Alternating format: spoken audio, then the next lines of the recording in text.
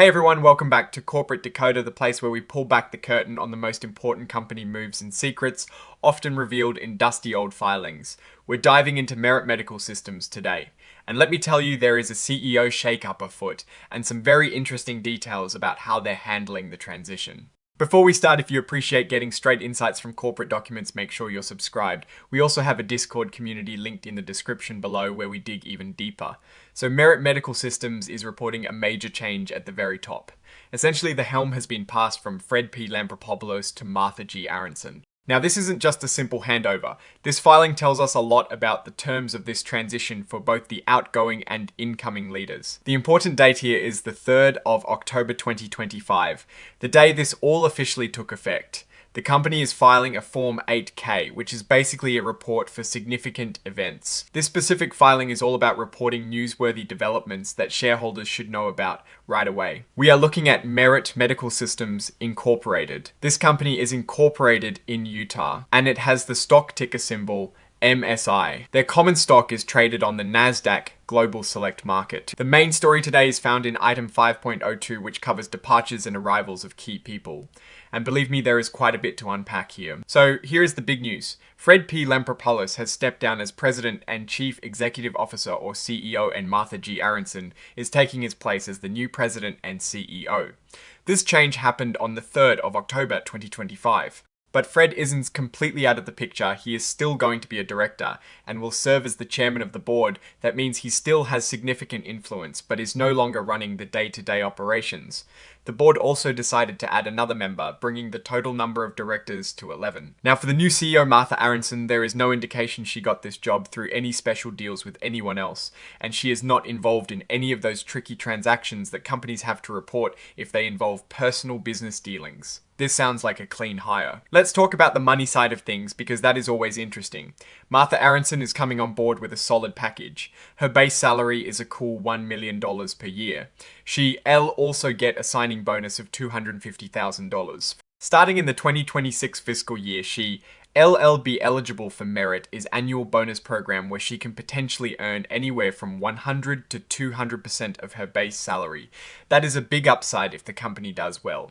But it doesn't stop there, she's also getting substantial equity awards. We're talking about an initial award with an expected value of $5.5 million just for joining, and another chunk of $4.125 million in the form of performance share units and restricted stock units. These are like company stocks that she can earn based on performance. To help her settle in, she's getting a monthly transition allowance of $12,000 until September 2026, and Merit will cover her relocation expenses and some legal fees too. The official agreements for all this were signed on the 3rd of October 2025. Now let's look back at Fred Lampropoulos. Hess moving from CEO to an executive chairman role until the 3rd of January 2026. During this transition period until that end date, Hell continued to receive his same salary bonus and benefits as he did when he was CEO. After the 3rd of January, he'll no longer be an employee, but as we said, he'll remain chairman of the board and will get the standard compensation for a non-employee director.